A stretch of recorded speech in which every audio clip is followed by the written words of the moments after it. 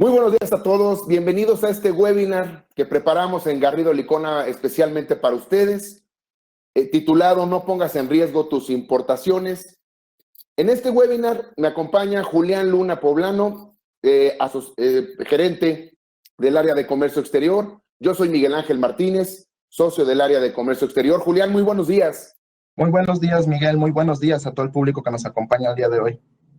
Pues muchas gracias, auditorio, por acompañarnos. Estamos muy contentos de tenerlos aquí presentes con nosotros. Hoy en día vamos a platicar de un tema muy relevante que está muy en boga y sobre todo, pues que ha generado bastantes dudas y que básicamente se refiere a los decrementables.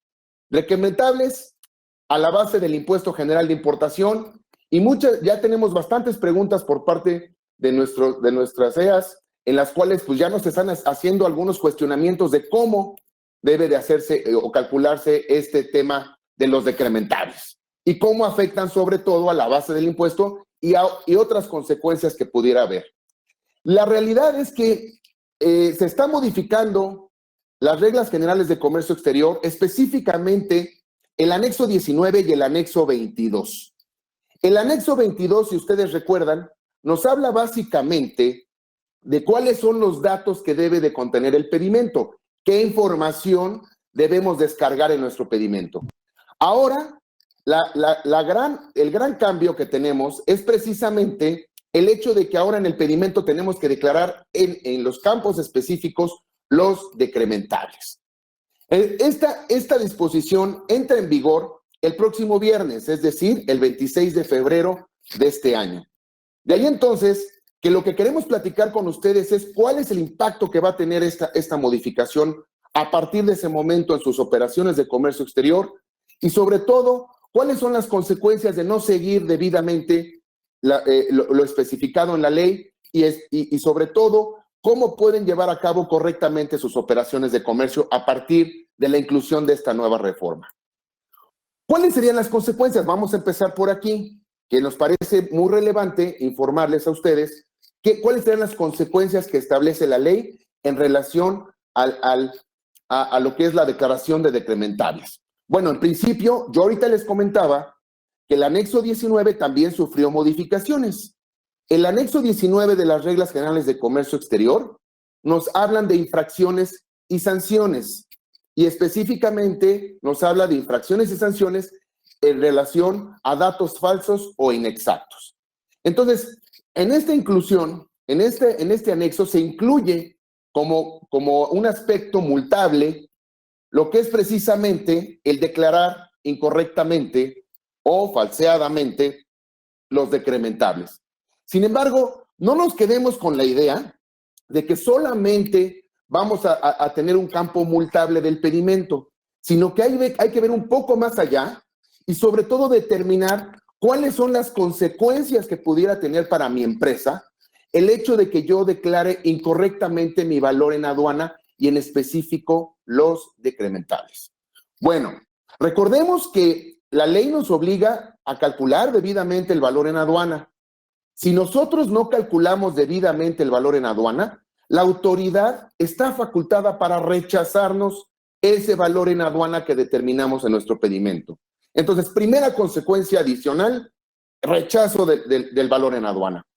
Ahora, si nos rechaza el valor en aduana, acuérdense que ese valor en aduana precisamente es la base del impuesto. De ahí entonces, eso significará que nosotros calculamos indebidamente nuestros impuestos y por lo tanto puede haber la determinación de un crédito fiscal y por lo tanto una omisión en el pago del impuesto general de importación, el derecho de trámite aduanero, cuotas compensatorias si es que son aplicables a nuestra operación y precisamente el IVA. ¿Qué más puede pasar? Bueno, un hecho que nos puede ocurrir también es que acuérdense que conforme a la ley del impuesto sobre la renta, para que una compra de importación sea deducible, se deben de cumplir con todos los requisitos establecidos en la ley aduanera que cumplan su importación. Entonces, si nosotros no estamos cumpliendo con lo que dice la ley aduanera en el cálculo de nuestros incrementables, decrementables y obviamente la base del impuesto, pues corremos el riesgo de que también nos puedan rechazar la deducción de esa compra, lo cual tendría una grave afectación a la empresa, sobre todo si la mercancía de la que estamos hablando tiene un valor muy alto o pues se trata de una mercancía precisamente que requieren ustedes para poder llevar a cabo sus operaciones normales. Esta también trae una afectación en materia de IVA. ¿Por qué? Porque si yo no declaré debidamente el IVA, pues mi IVA no va a ser acreditable. Ahí es donde empiezan las afectaciones. Por eso no nos quedemos solamente con la idea de que, pues es una simple infracción, me van a poner una multa de 1,800 pesos, no pasa nada. No minimicemos esto. La realidad es que puede tener serias consecuencias fiscales para la empresa. Y no pierdan de vista tampoco que puede haber una determinación de un crédito fiscal por parte de la autoridad. Un tema adicional es lo relativo a la subvaluación. Julián, ¿qué pasa con la subvaluación? Explícanos, por favor, ¿qué pasa en este tema? Bueno, este se vuelve un tema especial y sobre todo un caso específico. ¿Por qué? Lo que la ley castiga en especial es una subvaluación del 50%, es decir, se está declarando un valor menor en un 50% al que se debió de haber pagado. ¿Qué pasa en este caso? Bueno, pues la autoridad tiene la facultad para embargar las mercancías e iniciar estos famosos y no tan queridos procedimientos administrativos en materia aduanera. Aquí se vuelve sobre todo un tema grave para la empresa. ¿Por qué? Al embargarse la mercancía, implicaría que la autoridad tiene un plazo de 4 meses para resolver dicho procedimiento. Plazo de 4 meses que la empresa no va a poder disponer de dicha mercancía. Entonces, todos los contratos, todos los pedidos que haya tenido que haber cumplido para esas fechas, no lo podrá hacer. Y sobre todo, cabe resaltar que si bien son 4 meses conforme a lo que estipula la ley, lo cierto es que dichos procedimientos se pueden extender más. Otra consecuencia grave es sobre todo para aquellas empresas que su giro principal es la importación de mercancías. ¿Por qué? Al también darse este supuesto de una subvaluación del 50%, también sería causal para la suspensión del padrón de importadores, lo cual implicaría una paralización total de las actividades de importación por parte de la empresa. Correctísimo. Entonces, noten ustedes cómo puede haber una afectación muy grave si es que también se considera la autoridad que estamos subvaluando. Finalmente, no olvidemos que puede presentarse también o configurarse el delito de contrabando. Si nosotros no calculamos bien nuestros impuestos y no llevamos adecuadamente nuestra importación, la autoridad puede considerar que estamos cometiendo un delito de contrabando porque no estamos cumpliendo con las normas que nos dicen cómo debemos importar. Entonces, si ese pedimento está mal, si ese pedimento de importación refleja datos que no son correctos, la autoridad tiene la facultad de desconocerlo y por lo tanto nos va a decir, no tienes documento aduanero con base en el cual puedas acreditar la legal importación de esa mercancía.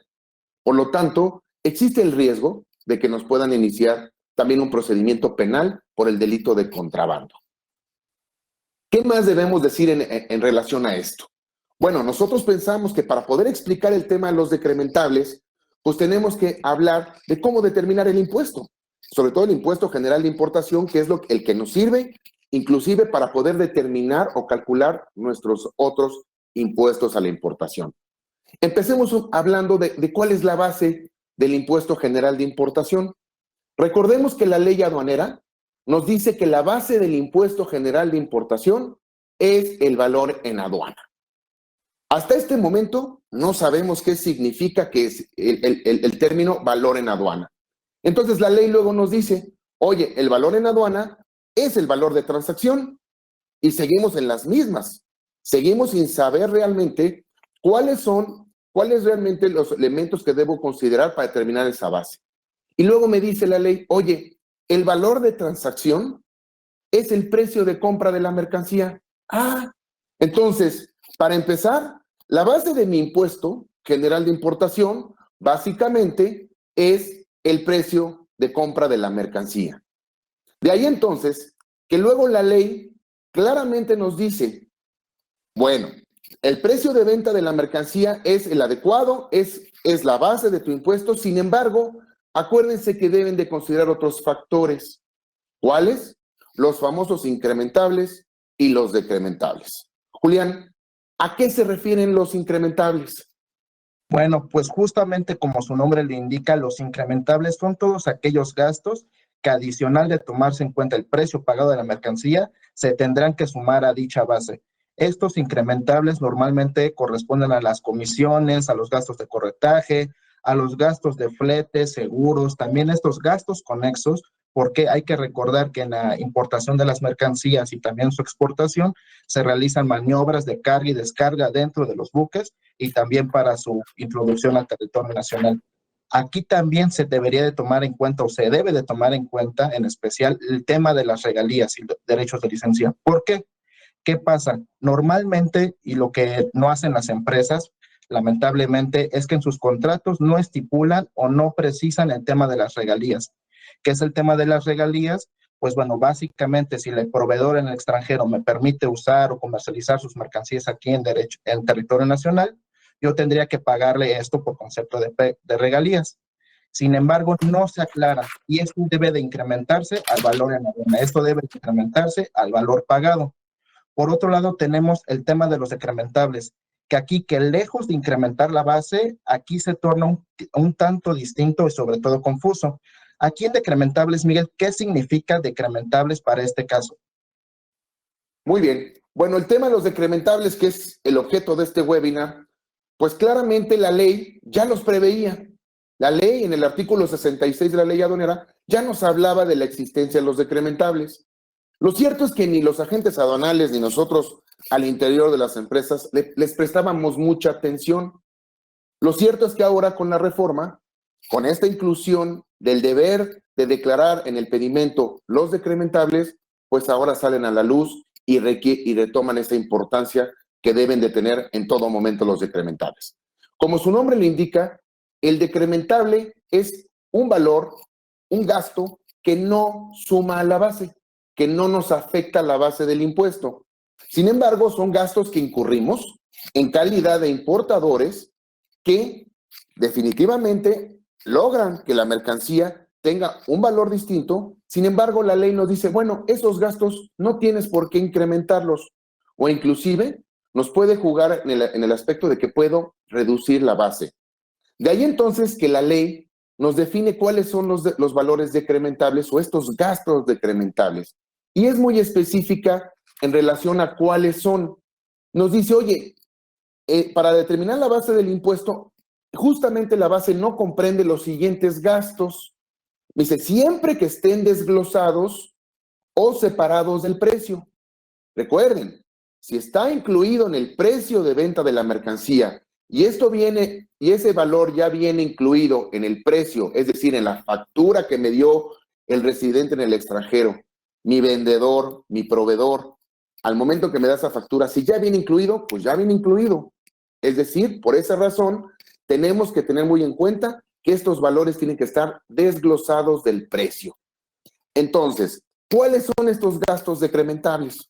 Pues bueno, para empezar, la ley nos dice los gastos decrementables que no suman a la base, pues básicamente se refieren a gastos por cuenta del importador, es decir, gastos que realiza directamente el importador. Dice, aun cuando pudiera beneficiar al vendedor. Sin embargo, lo que quiere aclarar aquí la ley son gastos que incurre el importador, pero que de manera indirecta pudiera llegar a beneficiar o pudiera considerarse que beneficia al exportador. Pero me dice, si no lo beneficia, pues definitivamente ese gasto es decrementable. ¿Qué otros gastos nos indica la ley que no debemos incrementar a la base?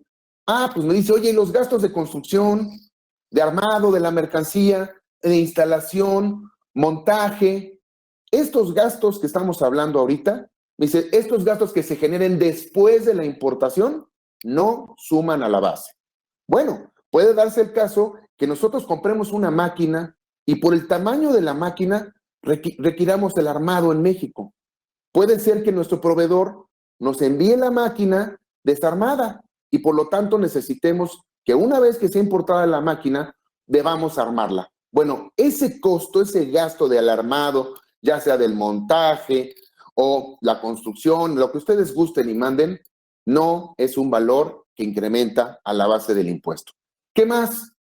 Otro aspecto que nos marca la ley es la asistencia técnica. Recuerden que la asistencia técnica está definida en el código y en el Código Fiscal de la Federación, obviamente, y aquí lo que nos dice es que esta asistencia técnica que recibimos de un extranjero no debe de ser un campo incrementable. Entonces, tómenlo muy en cuenta porque acuérdense que tenemos que declarar estos valores. ¿Qué más? La ley nos dice un aspecto importantísimo. Tampoco vas a incrementar a la base los gastos de transporte, seguros, fletes y otros gastos conexos como puede ser el manejo, el almacenaje, custodia, carga, descarga, que son gastos que se generan una vez que la mercancía ya llegó a México y fue liberada o fue descargada del medio de transporte. Y acuérdense ustedes que muchas veces o normalmente cuando se descarga la mercancía del medio de transporte, se introduce un recinto fiscalizado, es decir, un almacén para su conservación. Ahí se generan también esta clase de gastos. Entonces, la ley me dice, oye, ya una vez que llegó el medio de transporte, ya esos gastos no me los consideres, ¿de acuerdo? Esos gastos se considera que los estás haciendo tú en calidad de importador y no tienen una afectación directa o un impacto sobre el valor de la mercancía. Entonces, no me los incrementes. ¿Qué otro aspecto nos dice la ley que no debemos incrementar y que se considera un valor decrementable? La ley lo que nos dice es que, oye, el pago de contribuciones, es decir, tu impuesto general de importación, el IVA, cuotas compensatorias, DTA, no suman a la base. Por lo tanto, son valores decrementables. Ojo, insisto, estos son valores que tenemos que declarar. De ahí entonces que ya al momento de hacer el pedimento, pues tenemos que tener un poco claro pues cuáles son estos gastos en los que estamos incurriendo porque los tenemos que declarar. Finalmente, la ley nos habla de un aspecto importantísimo también para ustedes como empresas, que nos dice, oye, el pago de dividendos, es decir, aquellas ganancias que distribuyas a tus proveedores en el extranjero que se generen por la ganancia, no son incrementables. Entonces, el dividendo no. Esa repartición de utilidad, pues no la consideres. Y por lo tanto, tampoco algunos otros gastos en los que pudieras incurrir que no guarden relación directa con la mercancía, como tales, como cuáles. A veces recibimos ciertos servicios, como son de carácter administrativos o financieros por alguna empresa mexicana o por nosotros mismos, que pues no afectan o no inciden en el valor de la mercancía. A veces nos llevan la contabilidad a alguien, a veces nos presenta las declaraciones a alguna otra persona, y ahí se genera ese gasto. Entonces la ley nos dice, esos no me los incrementes. Pero son, insisto mucho, son valores que debemos considerar para la declaración de los decrementables. Bueno, como les decía, esta es la nueva obligación que tenemos con base en la legislación aduanera, y acuérdense ustedes que una vez definido nuestra base gravable, es decir, ya consideramos el precio, ya consideramos nuestros valores incrementables a la base y estos valores decrementables, eso es lo que suma la base para el pago del impuesto general de importación. ¿Qué pasa? Recordemos que las distintas leyes fiscales nos dicen, bueno, una vez que hayas determinado la base del impuesto general de importación, deberás calcular las demás contribuciones que se generen. ¿Cuáles? Pues el DTA. Acuérdense que el DTA por su generalidad es del 8 al millar y se calcula sobre esta base del impuesto. También las cuotas compensatorias. Las cuotas compensatorias, como ustedes saben, son un aprovechamiento. Tienen la naturaleza de un aprovechamiento y por lo tanto también se calculan considerando la base del impuesto general de importación. Y finalmente el IVA, el impuesto al valor agregado. Recuerden ustedes que la base del IVA es la suma del valor en aduana, es decir, de este precio que ya tengo de mis mercancías con los incrementables, y le tengo que sumar lo que me cuesta el impuesto general de importación, el DTA y todas las demás contribuciones, inclusive puede darse el caso del IEPS, ¿no? Entonces, ahí esa sería la base del impuesto para el IVA, y así es como se calcula el IVA. Nosotros cuando hablamos de que había una nueva forma para relacionar el IVA, es precisamente porque el IVA le está impactando el tema de los decrementables. Tenemos que ser muy claros en el aspecto de que ahora, para calcular estos impuestos, No solamente debemos considerar los incrementables, sino también lo que se refiere a los decrementables. Pero aquí viene un aspecto importantísimo. Nosotros ya determinamos la base de nuestro impuesto general de importación y recuerden ustedes que lo determinamos con base en el método de valor de transacción. Pero, ¿qué pasa si no puedo utilizar el método de valor de transacción? ¿Qué nos puedes decir, Julián, al respecto? Claro, justamente el método de valor de transacción es uno de tantos. Sin embargo, para poder emplearlo, yo tengo que cumplir ciertas condiciones, o más que nada, no tengo que caer en estos supuestos. El primero de ellos, como se mencionó al inicio, es que para poder emplear el valor de transacción, tiene que devenir de una compraventa. En el caso en específico, tratándose de empresas IMEX que llegan a importar mercancías en calidad de un contrato de maquila, en el que no son propietarios y simplemente se le hace este servicio de manufactura, ahí no hay una compraventa. Entonces, ahí de plano ya me excluiría para poder emplear este método de transacción. El siguiente calidad que no se puede caer es que existan restricciones o impedimentos para su uso o venta posterior. Aquí una pregunta obligada es, oye, los permisos sanitarios o otro tipo de permisos que yo deba de cumplir en el país, ¿esto impediría que ya pueda usar este valor de transacción? La respuesta es no. O sea, la ley es muy clara y específica que este tipo de restricciones requeridas por la ley no se van a considerar como excluyentes para poder utilizar este método de transacción. También otra pregunta aquí, ¿qué pasa en los contratos de distribución, en los contratos en los que se limita que yo como importador mexicano y yo como vendedor mexicano pueda venderlas a bueno, se me limita la capacidad de venderlas a territorio nacional? Esto también es permitido por la ley y esto tampoco implicaría que yo tenga que excluir el valor de transacción. Otras consideraciones u otros supuestos que me excluirían a mí de poder emplear este método es que la venta se encuentre sujeta a condición o pago de contraprestación, revierta a favor del vendedor directa o indirectamente en la parte del producto y exista vinculación. Aquí cabe resaltar que si bien exista vinculación, esta no debe de ser del todo satanizada. ¿Por qué? Lo que exige la ley es que si bien exista vinculación, esta no debe de influir en el precio. Entonces aquí cabe resaltar, ustedes se podrían preguntar, bueno, ¿cómo puedo saber yo que caigo en un supuesto de vinculación? Aquí no debe de tratarse o no debe de considerarse un elemento ajeno a las empresas, porque normalmente ustedes están relacionados, ustedes conocen el tema de partes relacionadas.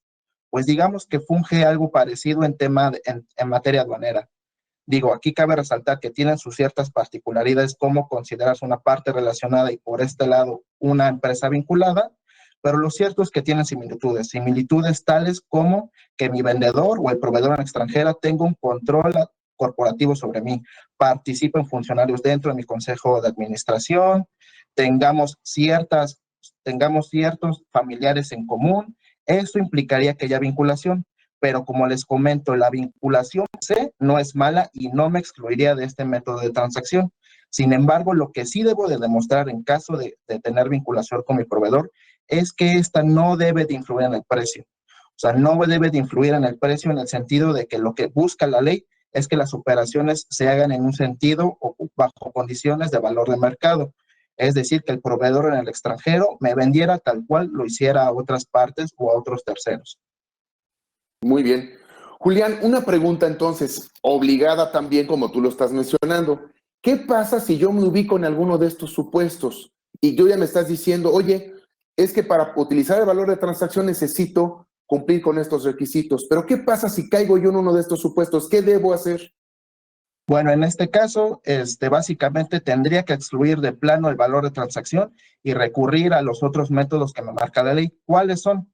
El método de transacción de mercancías idénticas, el método de valor de transacción de mercancías similares, el de precio unitario de venta, el valor reconstruido y un último que se le conoce como de última instancia o flexible. Sin embargo, aquí justamente también cabe preguntarse algo.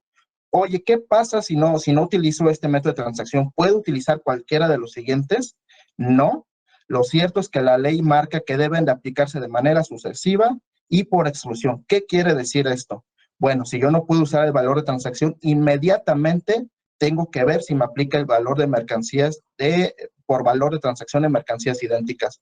En caso de que yo no pueda utilizar, digo, lo más básico es que no haya mercancías idénticas en el país, pues tendría que recurrir al siguiente, que es el valor de mercancías de transacción de mercancías similares. Y así sucesivamente. Es decir, yo no puedo aplicar de manera indistinta o de manera directa los otros métodos sin antes recurrir los previos.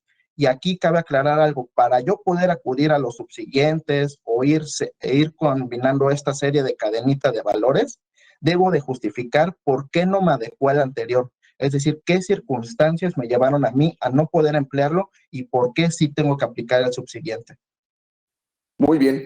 Bueno, pues una vez explicado lo que son el valor de transacción y los diferentes métodos alternativos que existen para determinar la base, ahora sí corresponde determinar cómo sé si el gasto que estoy incurriendo en calidad de importador es incrementable, es decir, impacta la base, o es un valor decrementable. Bueno, la ley, fíjense bien, la ley nos marca dos momentos en específico para determinar en qué momento un valor es incrementable y cuando un valor es decrementable. Nos dice la ley, oye, la base del impuesto se calcula a partir de la fecha de llegada de la mercancía. A partir de ese momento se genera los impuestos como tal y es en ese momento donde tú debes empezar a calcular la base. ¿Cuándo se da ese supuesto? Es decir, esa fecha de arribo, esa fecha de llegada de la mercancía. Bueno, en principio nos maneja tres conceptos la ley. El primero nos dice, oye, si tú estás transportando vía marítima, pues en el momento en que el barco atraque, se dé el momento del amarre o el fondeo. Si tu transporte es de tipo terrestre, pues a partir del momento en que cruce la línea divisoria internacional, es decir, la frontera. Y finalmente, si nuestro transporte es vía aérea, la ley me dice claramente, bueno, cuando el avión aterrice en el primer aeropuerto de llegada al país. Entonces, no perdamos de vista que nuestros valores incrementables o decrementables van a perfeccionarse en estos momentos de fecha de llegada. Pero también la ley, cuando habla de los decrementables, nos introduce un elemento adicional. Nos dice, oye, esos valores o esos gastos en los que estás incurriendo también son aquellos que se generan después de la importación. Cuando habla de después de la importación, eso quiere decir que ya tramitamos el pedimento. Por lo tanto, ahí este es un factor importante porque nos va a dificultar un poquito la forma en la que debemos calcular ese gasto decrementable. ¿Qué podemos hacer para determinar debidamente si nuestro gasto es incrementable o decrementable? La forma más fácil y la más seguida a nivel mundial es el uso del Incoterm. De aquí entonces que, Julián, explícanos qué son los Incoterms. Sí, el término Incoterm, ¿qué significa? The International Commercial Terms o términos internacionales de comercio. Sin embargo, estos términos internacionales de comercio, ¿qué implican? O a mí, importador, ¿por qué salen a colación en este tema? Pues bueno, básicamente estos términos de comercio internacional identifican cuáles son las obligaciones tanto importador como de mi vendedor o exportador a las que se están comprometiendo cada una de las partes. Esto también tiene consecuencias, pues, cuáles son los costos que acarrea para cada uno. Costos tales como el flete, el pago de un seguro, o sea, estos a quién le corresponden, al importador o al exportador. Y por último, también el tema de riesgo. En caso de una pérdida de la mercancía, ¿en qué momento se configura o en qué momento pasa el riesgo?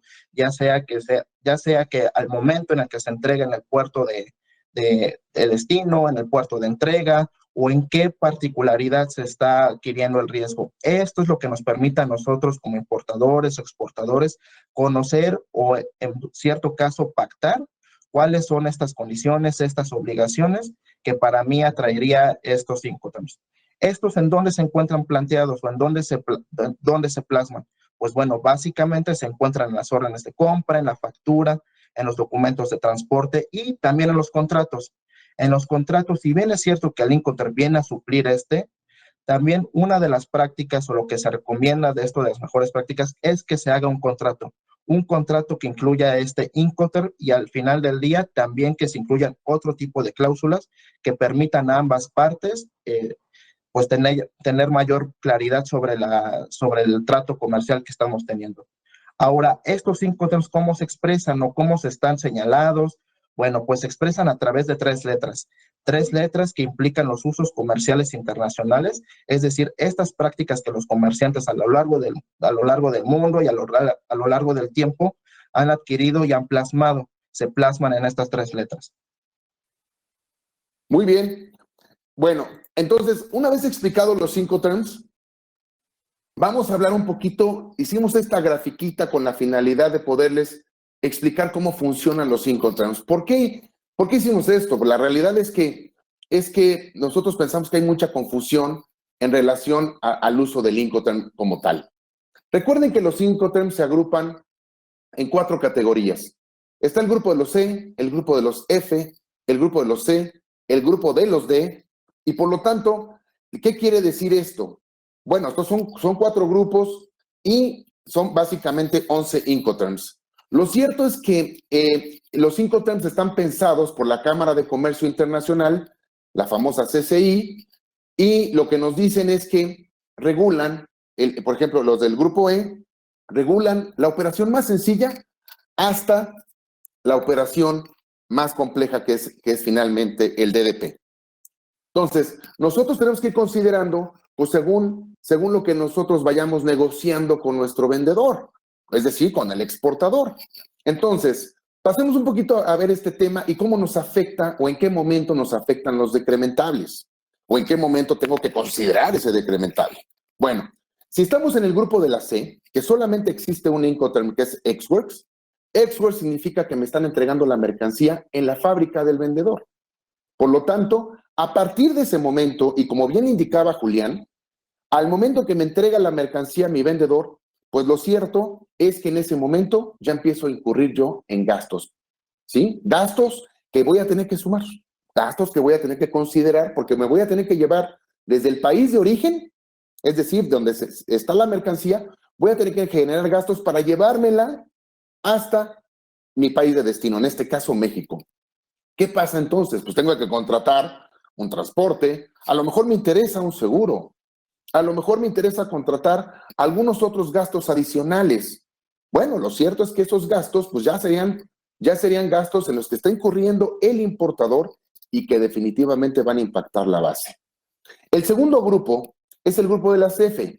Aquí encontramos 3 Incoterms en lo particular, FCA, FAS y FO. Recordemos que hay Incoterms que se utilizan según el medio de transporte. Entonces, ¿qué significan este grupo de los F?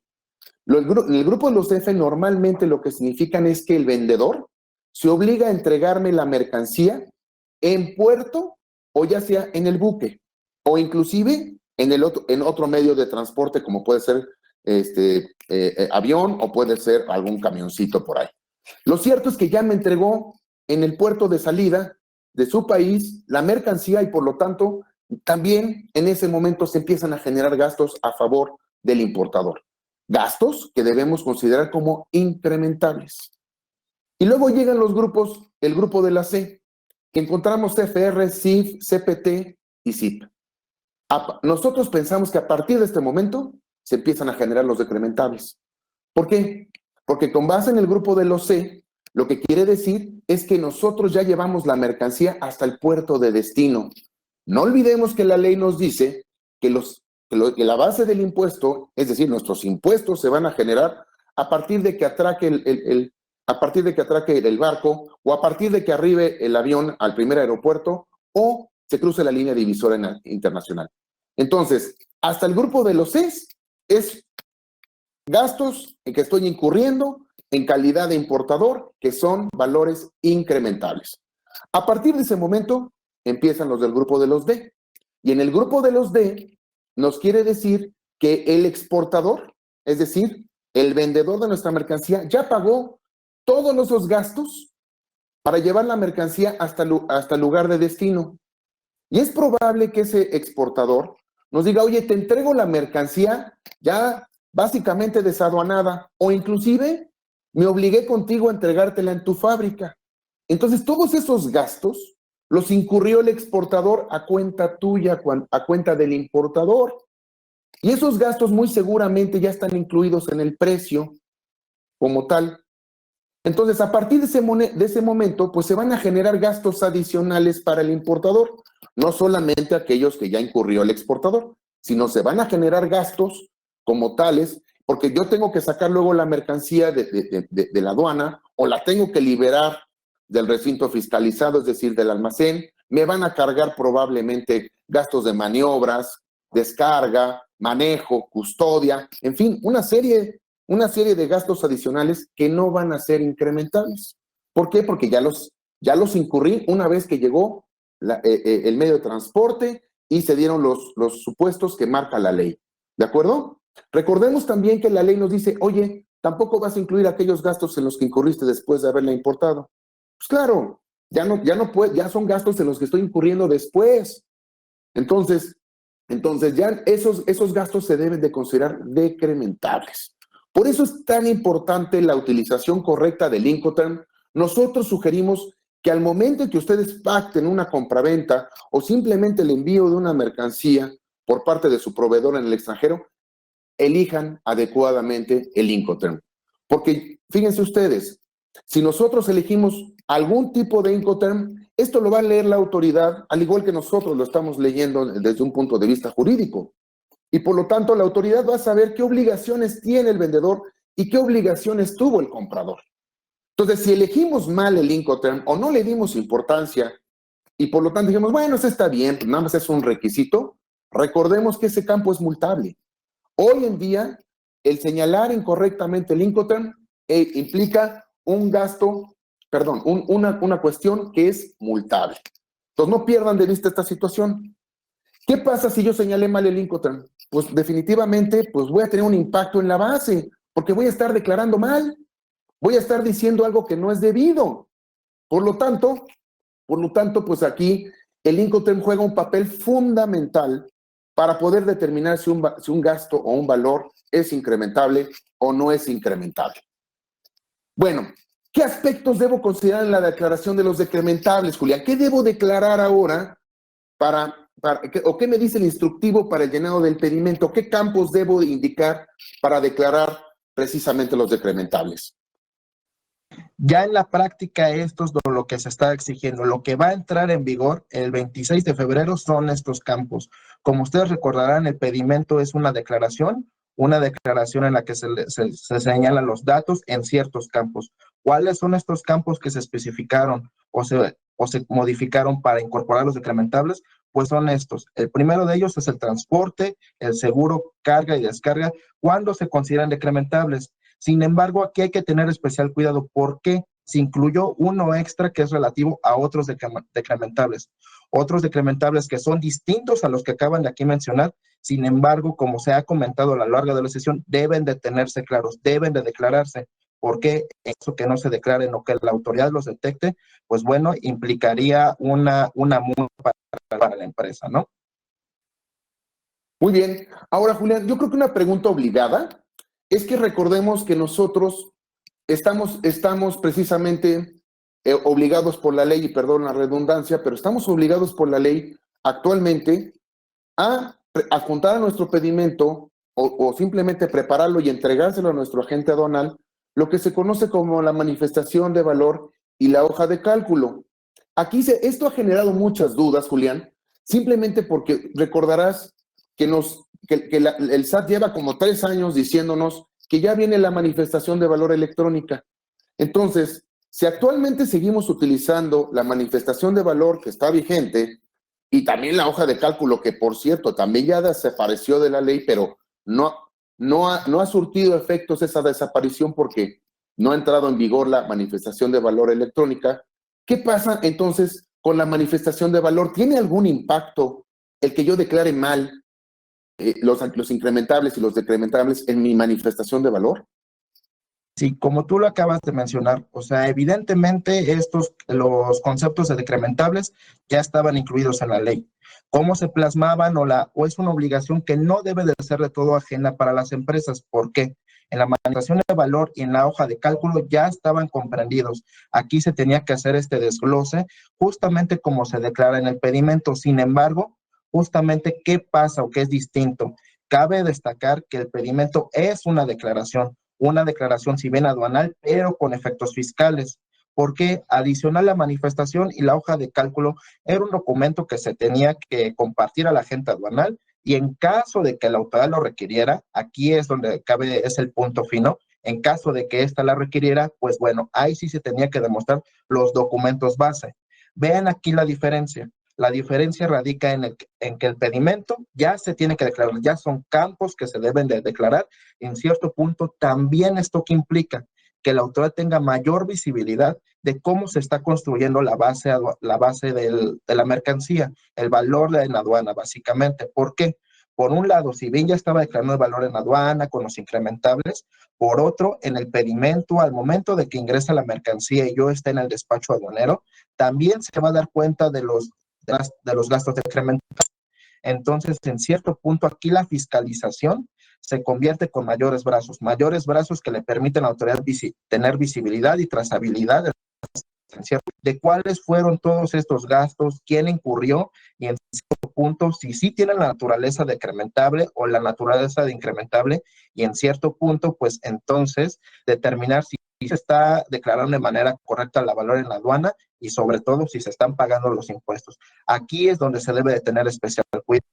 También un punto a considerar en este tema de la manifestación de valor y la hoja de cálculo es que si bien es cierto que ya se comprendían, ya se tenía esta obligación, la mejor práctica, y hasta en cierto punto ni mejor práctica, porque sí es por disposición de ley, sin embargo, muchas empresas no cuentan con esto, son estos expedientes detrás de esta manifestación de valor. Estos expedientes detrás de los incrementables y decrementables. Es decir, como se ha venido especificando, todos estos gastos deben de irse desglosándose. Ya sea incrementable o decrementable, tiene que haber un comprobante, una factura, un CFDI.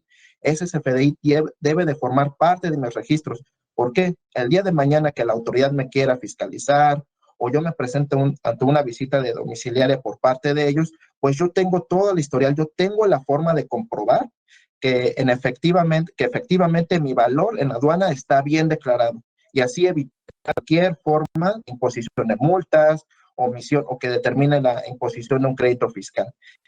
Es aquí porque deben de ir acoplando todos estos. Muy bien. Bueno, aquí algo que me parece importante, Julián, es el hecho ¿qué estamos viendo? ¿Qué es lo que nos quiere decir el SAT al momento que nos pide declarar los decrementables? ¿Será mayor fiscalización? ¿Será mayor control? ¿Qué es lo que nos quiere decir el SAT al respecto? Lo cierto es que a mí me parece que anteriormente, pues la base no estaba correctamente determinada. No determinábamos adecuadamente la base porque, insisto, como no existía la obligación de declarar los decrementables, pues nadie los tomaba en cuenta. Y es muy claro que si no tomábamos en cuenta esos decrementables, pudiera ser el caso que estuviéramos pagando de más impuestos. ¿Por qué? Porque incluimos valores que no eran incrementables y nosotros dijimos, no, sí se incrementan, porque es un gasto que ya efectué. Entonces, por lo tanto, sí lo incrementan. De ahí entonces que nosotros pensamos que puede darse el caso que en operaciones pasadas, por no haber considerado los decrementables, se pudo haber inclusive pagado de más impuestos. Por esa razón, a mí me parece, y no sé qué opines tú, Julián, pero que el SAT va a ser un poco más agresivo en la fiscalización de este tipo de campos, y aunque pueda ser un campo multable, Julián, me parece que debemos de considerarlo porque podemos también estar pagando de más impuestos, ¿no crees?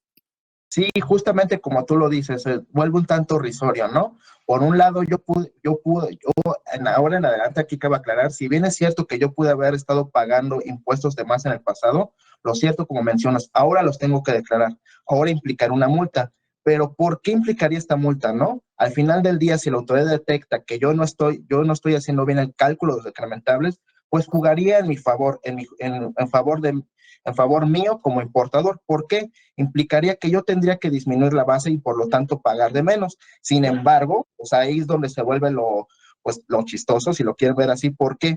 Porque tú no ajustaste correctamente bien tu base o porque no quisiste pagar de menos los impuestos, yo te voy a multar. ¿Por qué? Porque es un campo multable.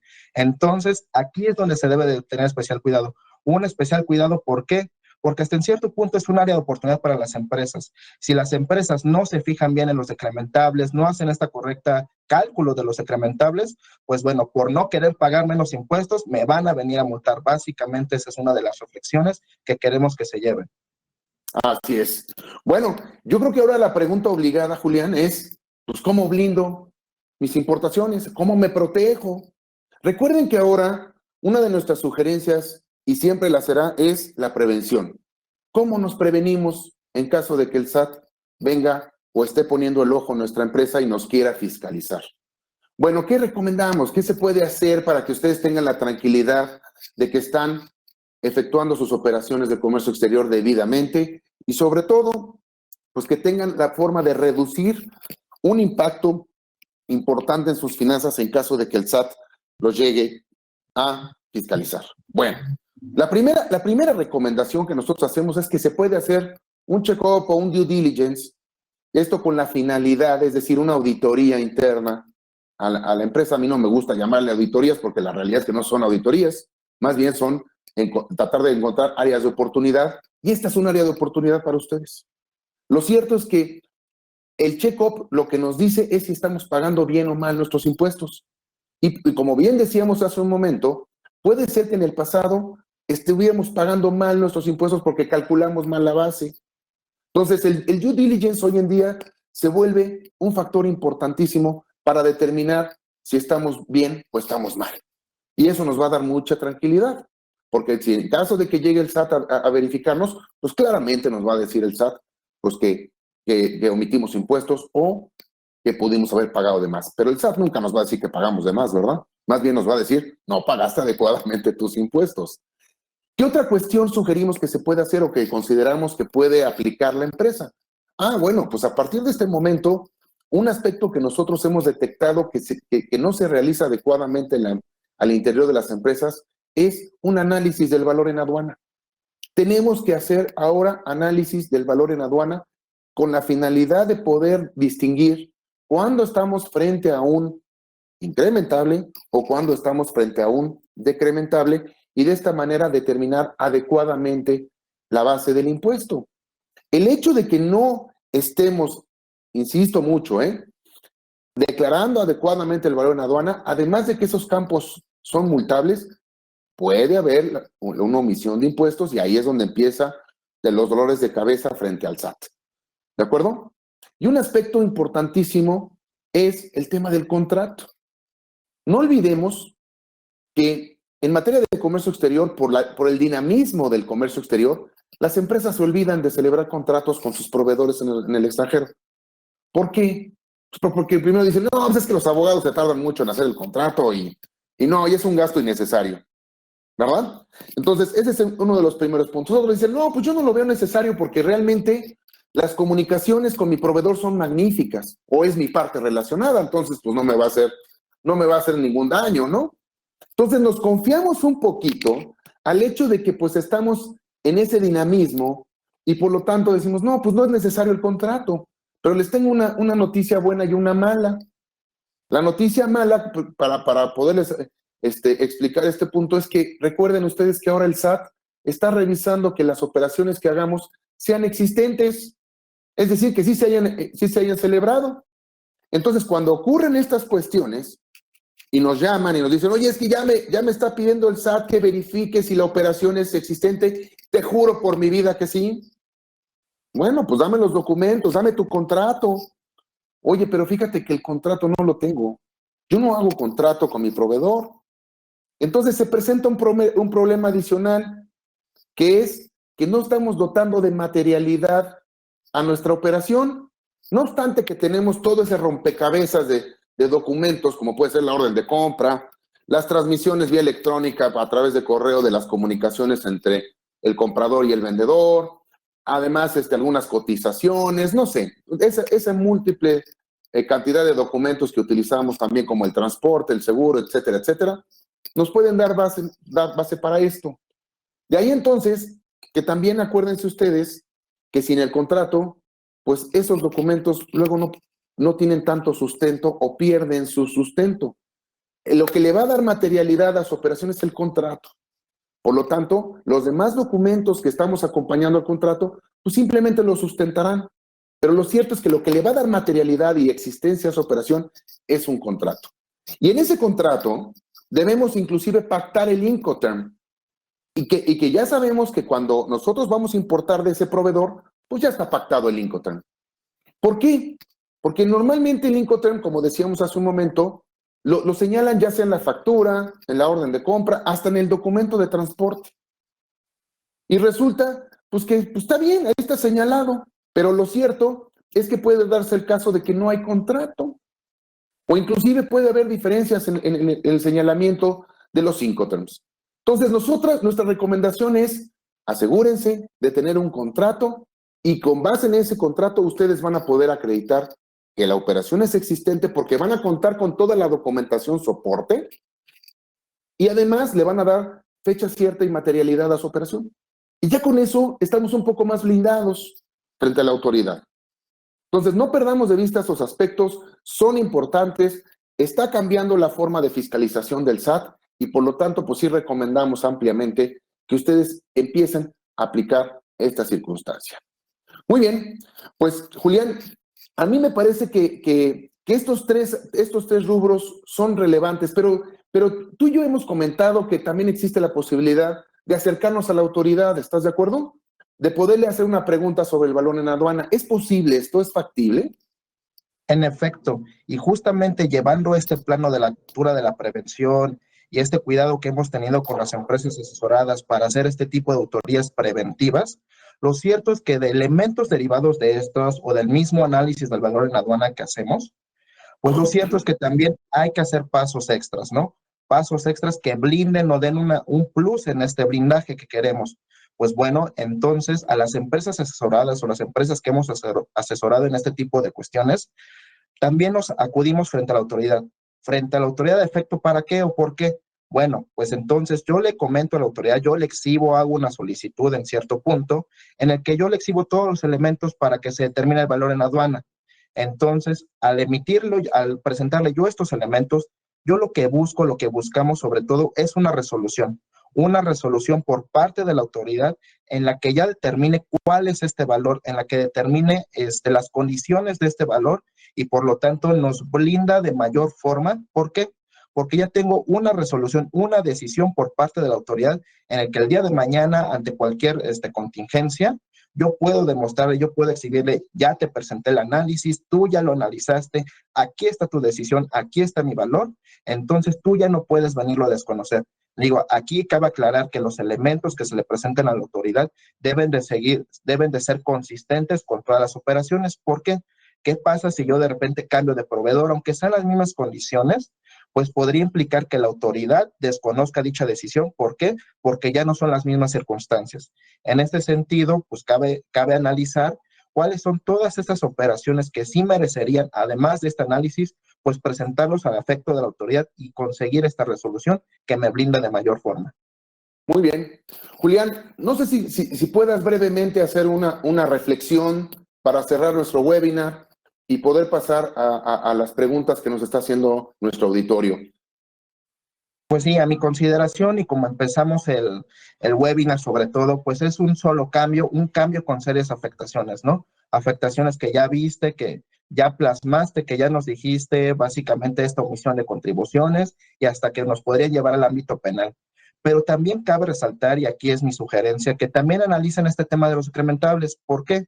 Se podría presentar esta área de oportunidad, ¿no? Área de oportunidad que se puede prever siempre con este tema del check-up, con este tema de revisiones rutinarias, a efecto de ver cómo estoy declarando mis impuestos, lo estoy haciendo correctamente, y a efecto también de evitar imposiciones de multas, de créditos, también un ahorro, o sea, un ahorro que al final del día se traduce en ganancias o beneficios para la empresa.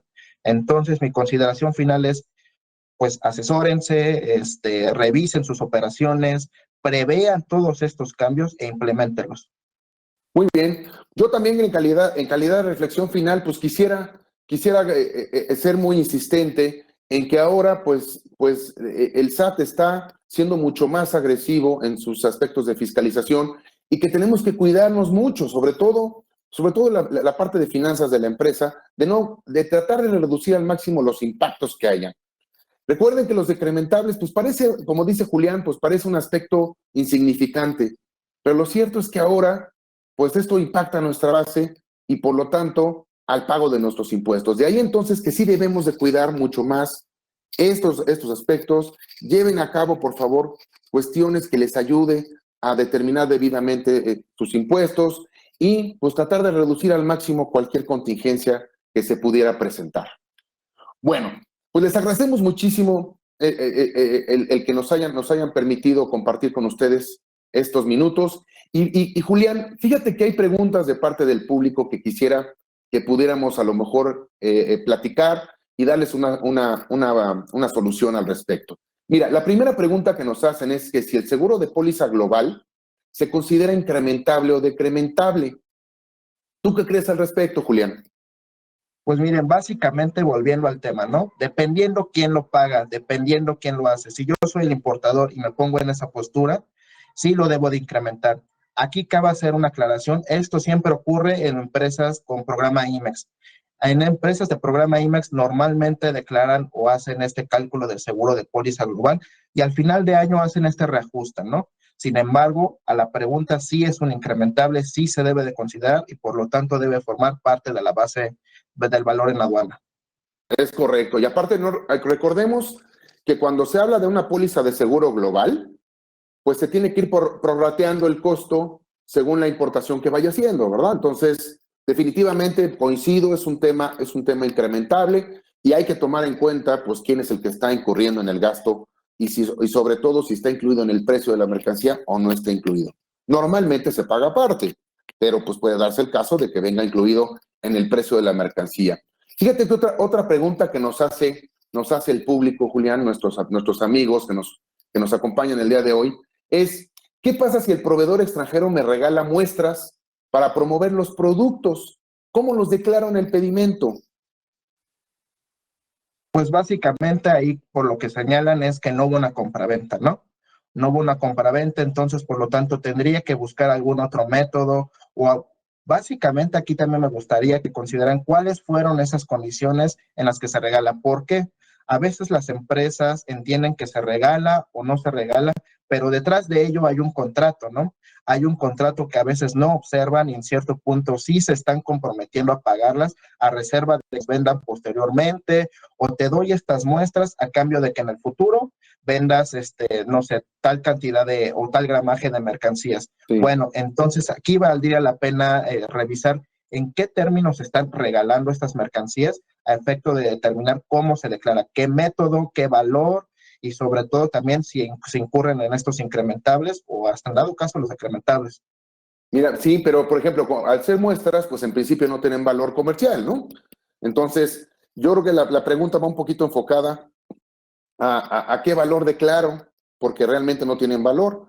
Normalmente lo que se hace es, pues, acuérdense que cuando se importan muestras, pues tienen que venir las mercancías con ciertos requisitos, es decir, pues no pueden venir una tonelada, ¿no? O sea, o 100,000 piezas, esas no son muestras. La realidad es que la ley nos dice que deben de ser un cierto número de muestras, que deben de venir inutilizables, o sea, varias cuestiones, y eso pues no le otorga ningún valor. Normalmente lo que se hace es que se declara $1 como valor de esa mercancía y punto. Y ahí se lleva a cabo toda la importación de esas mercancías. Pero lo cierto es que no deben de tener ningún valor hacer muestras. Otra de las preguntas que creo que es muy relevante, Julián, es ¿qué pasa si mi proveedor no coloca el Incoterm en la factura?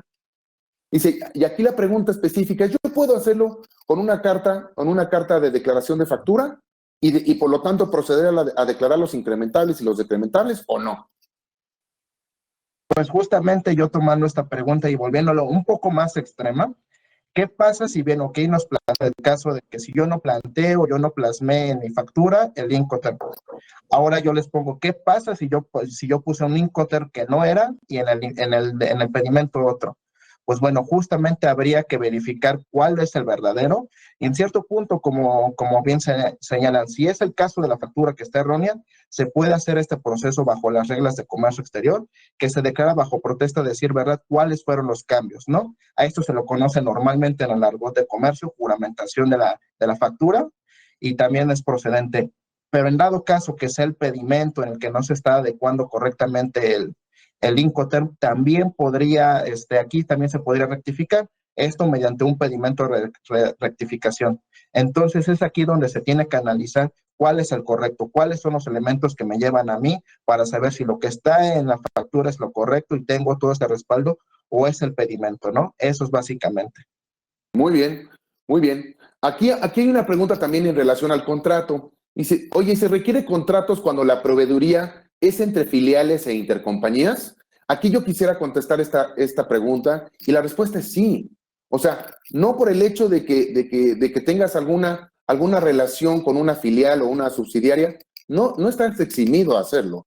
Lo cierto es que daría mucho más transparencia a tu operación el que tengas ese contrato. Entonces, aquí la sugerencia es sí hagan contratos, sí háganlos. O sea, lo cierto es que nos ayuda mucho más a defenderlos cuando existe un contrato a cuando no hay.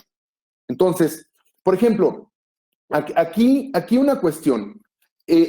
Otra que nos preguntan básicamente es, ¿el pago de regalías forma parte de los incrementables? La respuesta es sí. Siempre y cuando, acuérdense que las regalías sí incrementan la base cuando se establezcan como una condición de venta y sobre todo no venga incluida en el precio.